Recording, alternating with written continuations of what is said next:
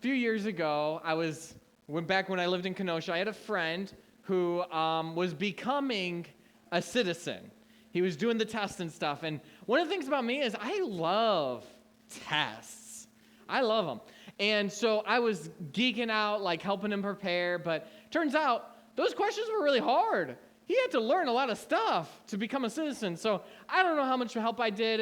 We may have spent an hour together, but he worked really, really hard preparing for the citizen test. And a few months later, I hear he passed. He became a citizen. Man, was that exciting. I remember seeing him that day. I remember we jumped up and down. We cheered. I gave him a big bear hug. He lifted me up. I lifted him up. That was back before all my back problems. It was great. We had a good time. And I'll tell you, that day, I was so proud to be an American. This week, some of us in our country felt really proud to be Americans. Others, not so much. We are in the post-election Sunday. Post-election Sunday, we're talking about different post-election mistakes we might make. And some of you here might not be very proud to be American citizens after the election. Some of you might be. Of course, we want to be bridge builders. We want to be a church that people from all walks of life feel comfortable. So that's why last week I don't say who I'm endorsing or anything. A couple of you guys have asked, like, okay, no one's here. What did you think? But not from the stage. This isn't the place. But, no matter where we're at, no matter who we voted for, if you're a follower of Jesus, that means your citizenship primarily isn't as an American. Some of you guys, your citizenship has never been as American. But primarily, our citizenship is in heaven.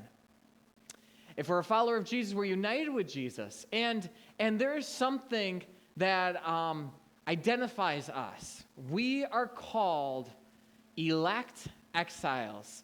1 Peter, he addresses his audience. He says, Peter, an apostle of Jesus Christ, he's giving his name. He says, to God's elect exiles who are scattered. This is how he begins his letter.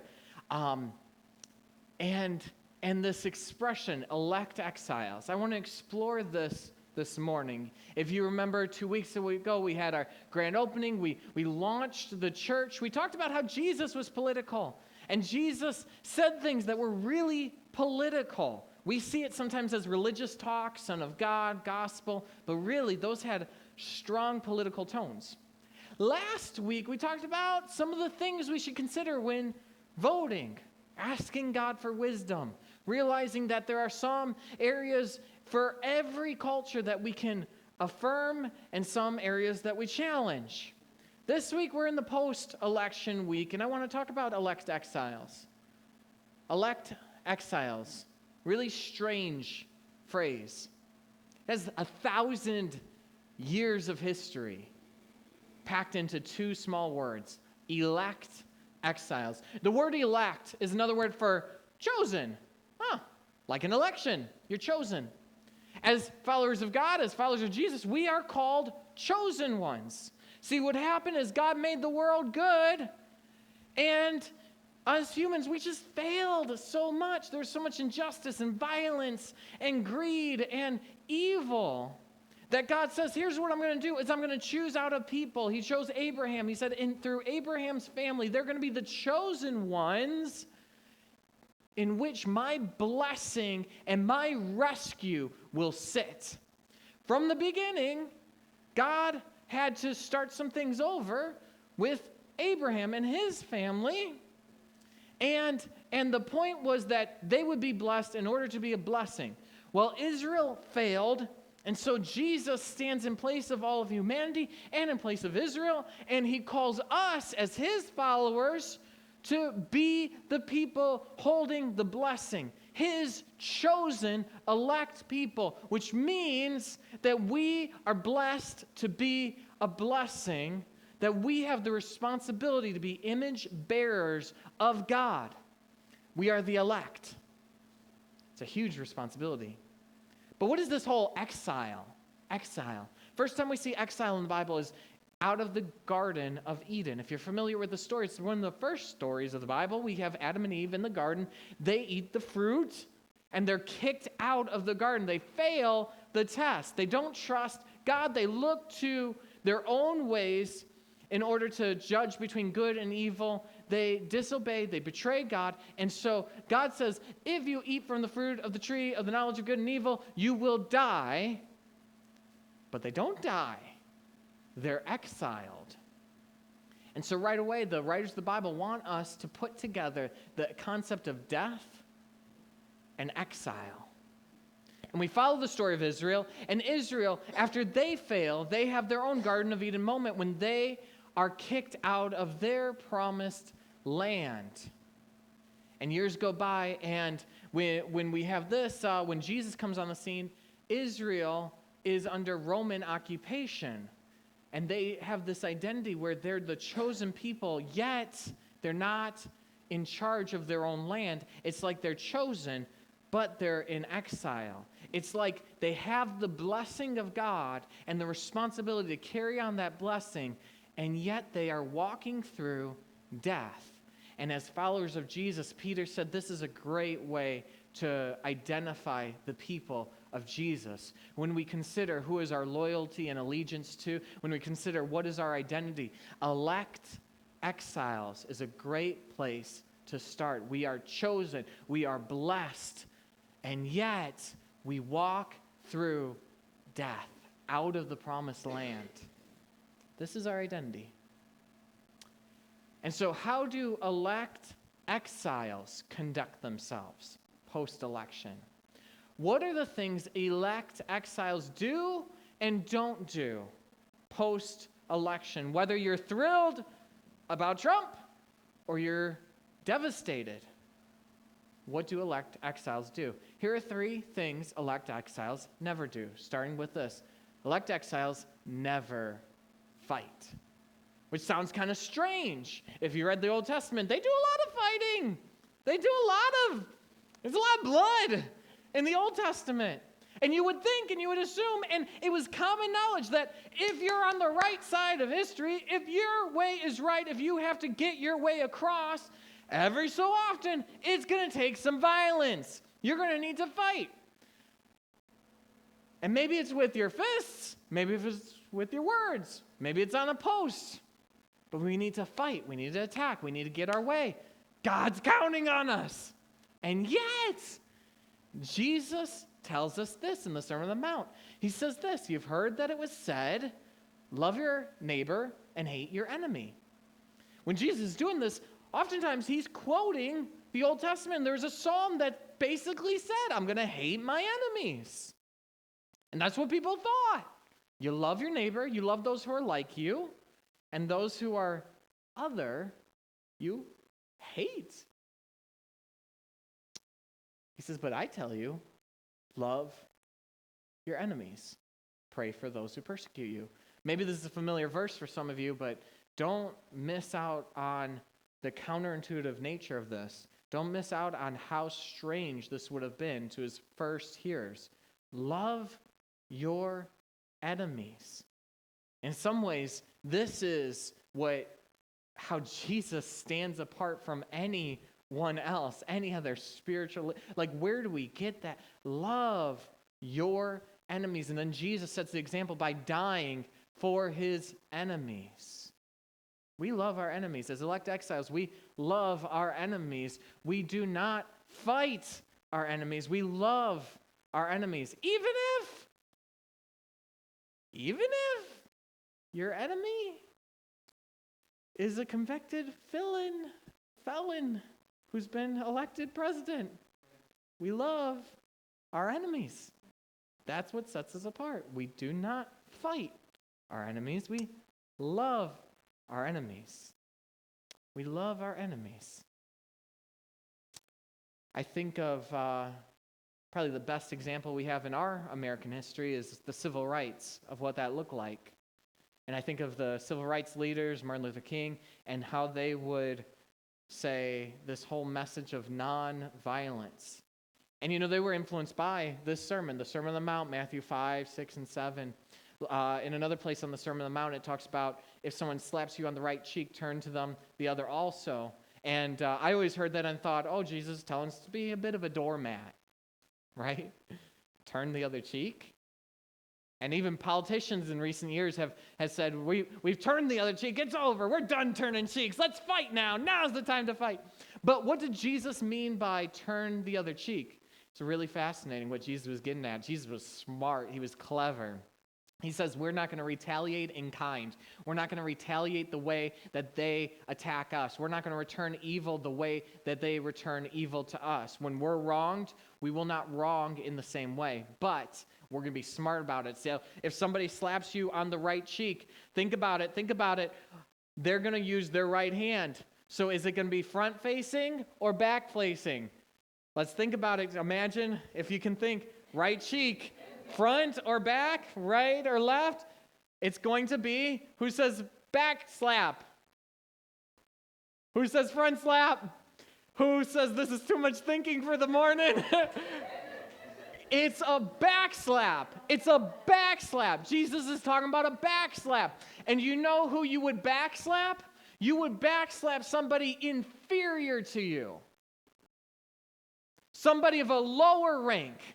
So when Jesus says turn the other cheek, you are inviting them to attack you once more, but this time as an equal. Jesus knew what he was saying. He says, if anyone wants to take your shirt, let them have your coat as well. There's some laws behind there. The Jewish law said that, if you take one thing, you have to give the coat back at night, and all these different stipulations for when somebody owed you something. Basically, if they're indebted to you and you take something from them, all these things are allowed. Well, they were starting to practice it, and they were twisting the rules and stuff so that they can get away with taking more. That was the whole logic behind taking the shirt instead of the coat. And so what does Jesus say? Jesus says, give them your coat as well. Okay, so when someone wants to take advantage of you, Jesus says, when somebody wants to, even if they have right to, even if you owe them, but if they're going to take and take and take from you, here's what you do. You act so generously toward them, you give them your shirt. Here's what you got to know in that culture. There were only really two pieces of apparel you would wear: a coat and a shirt. The shirt came down to cover things up. If you give the person you owe money to your coat and your shirt, you're causing a spectacle. Through your generosity, you are singling that person out for their greed. Another one, he says, if somebody makes you go a mile, go with them the extra mile. We use that, go the extra mile. That's been built into our vernacular now, go the extra mile. Here's what Jesus is getting at. I love this. He says, go the extra mile. This was a day when Rome was in charge, and Rome could force you to carry their stuff. A military person could interrupt you at any time. It was an insult. It was a disruption. It would have been intimidating. Kind of, I get scared the thought of a cop pulling me over. It's scary. So imagine this Roman soldier with all the power saying, hey, I need you to do this for me, and you have no rights. But even Rome itself said that we're going to put limits on it. The most they can force you to go is 1 mile. So why is Jesus saying go a second mile? Again, you're showing generosity to this person, this Roman soldier. You're giving more than what's needed, but what you're also doing is you're redefining the relationship. You said the first mile, I'm going to serve you because I have to, because I'm enslaved to Rome. The second mile is because I am now going to treat you as an equal, as a friend. Redefine the relationship. And so the civil rights activists were inspired by Jesus' teaching on retaliation, and they said, we will not fight. We will not fight. Whether we're insulted, whether we're hit, whether we're arrested, we will not fight. And they would train for it, and they would practice, and they would scream at each other just to be prepared to endure the hardship of their protests, but they would not fight. They were acting like elect exiles. They're following the way of Jesus as elect exiles.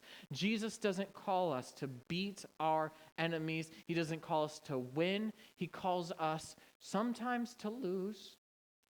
He calls us to be peacemakers. We do not fight. We build bridges. I can remember being in counseling and just so frustrated. I'll tell you, some of these different things of sides and stuff, and I had some people who were pinning me on one side, and I was just so upset with them. And counselor said, yeah, but you know who you are. You're a bridge builder, and that's how you talk, and you understand people. And there's something that just made me come alive just hearing that word, bridge builder. Yeah, that's who I am. I can do that. That's what we're called to do. We're bridge builders. We don't fight. We don't fight. As elect exiles, we never fight. We never fear. Of course, we need that reminder, don't we? We never fear. Whatever side we're on, there's always so much fear. I want to tell you something about fear. We're told not to fear, and we see that in a couple examples in the book of Matthew. Angel comes up to Joseph, said, do not fear to take Mary as your wife. He finds out that she's pregnant, and he thought she was a virgin. Says, do not fear to take Mary as your wife. Later on, that's the beginning of the gospel. At the end of the gospel, angel shows up again, tells the women who went to the tomb, do not fear, but go and tell the disciples that the tomb's empty. As they go, they're still afraid. Jesus shows up. He says, do not be afraid.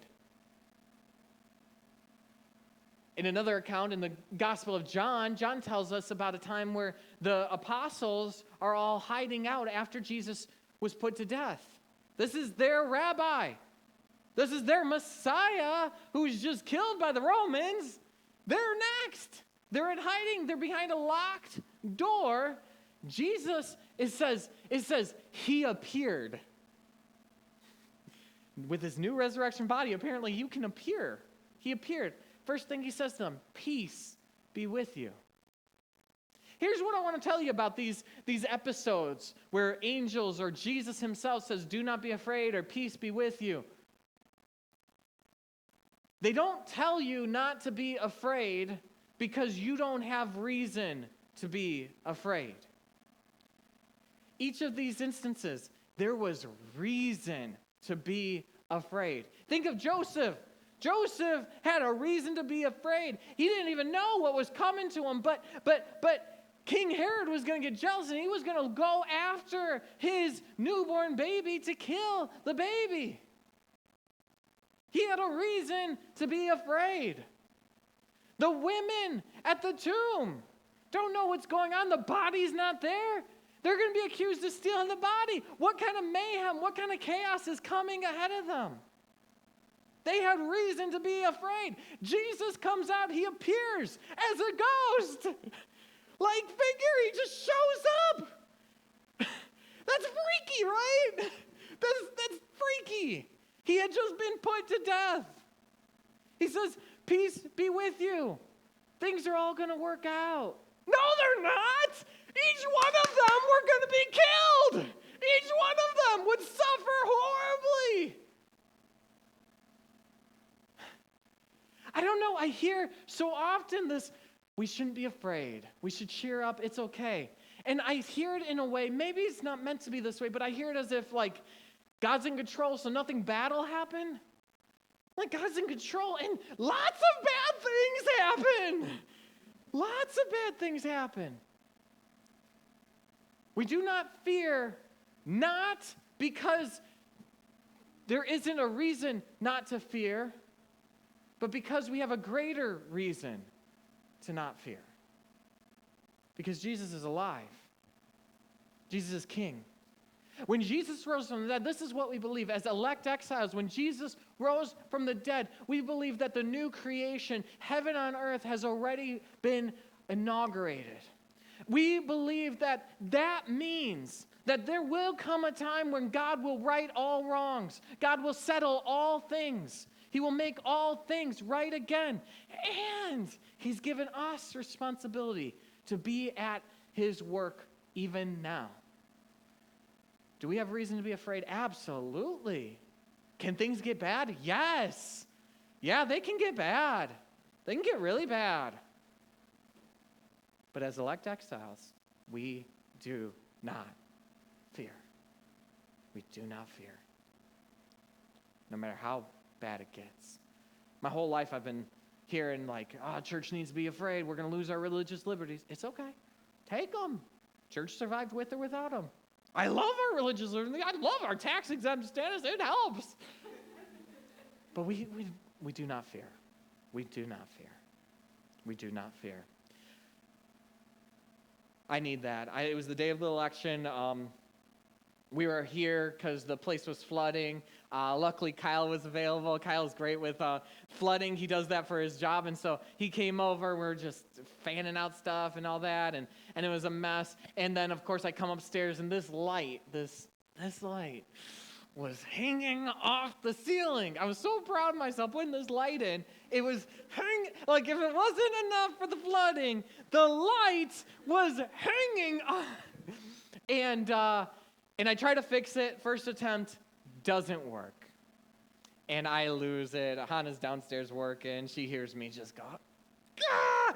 You guys think, here's a misconception. You guys think I'm cool and chill and I never get mad. I've heard people say that. I could never picture you mad. Hannah could picture me mad.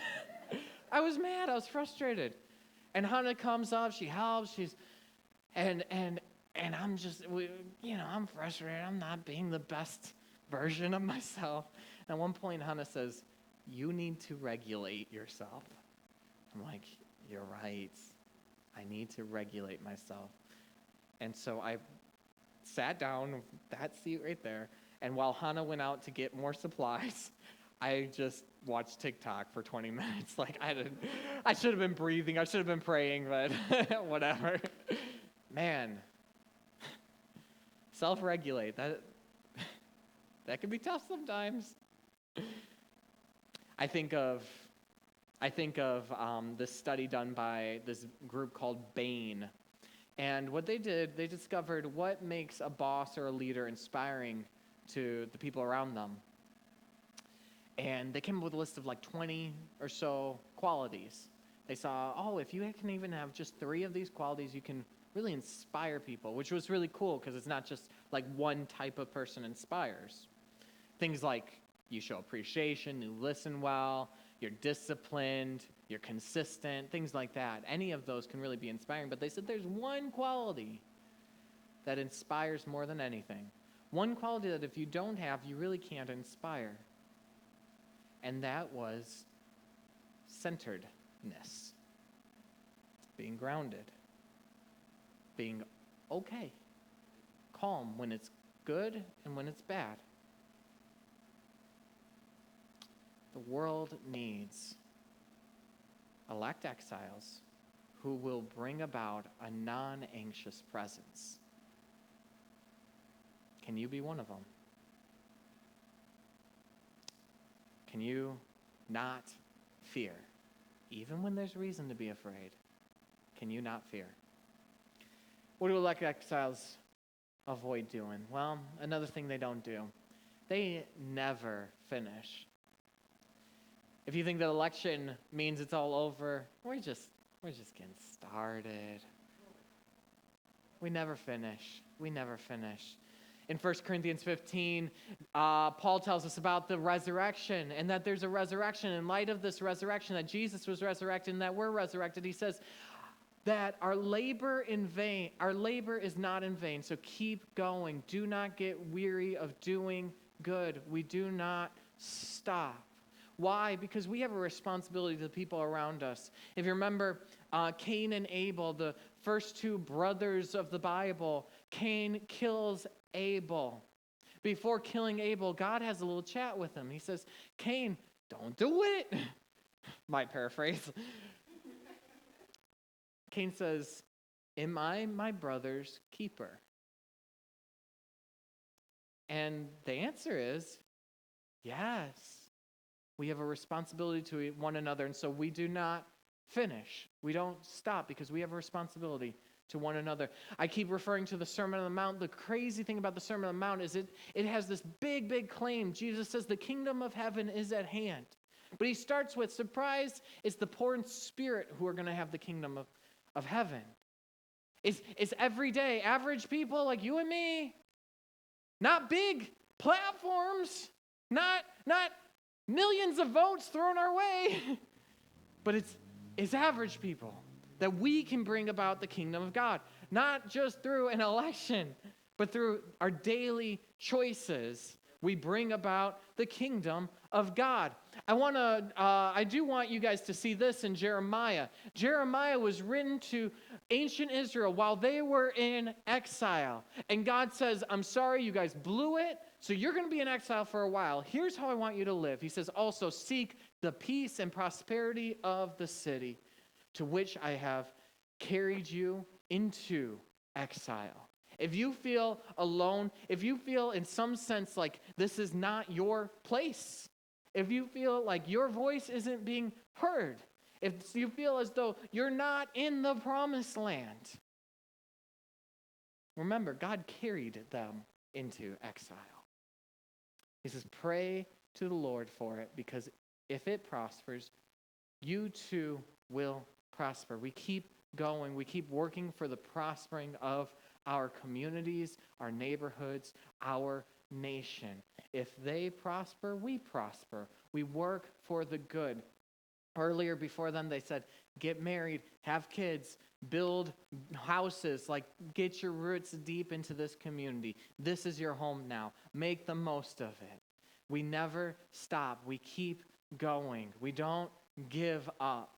And as I think about the election and some of the things that come to mind, one thing that seemed pretty clear as far as what our nation looks like is there was a lot of talk of battle of the sexes, a gender gap on how votes were going, a lot of talk about abortion, and I think that helps us just to know where some people in our country are at. There is a division. Here at Anchor, one of our values is to be women empowering, and one of the reasons is that I wanted that was because I come from church background where women were not empowered, where women who led were seen with suspicion, and where even if there was abuse going on, women weren't listened to.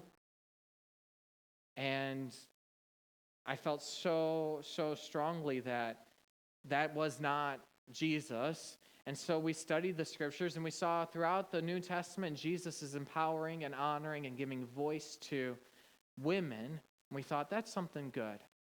That'd be great to do. But of course, that doesn't mean we hate men.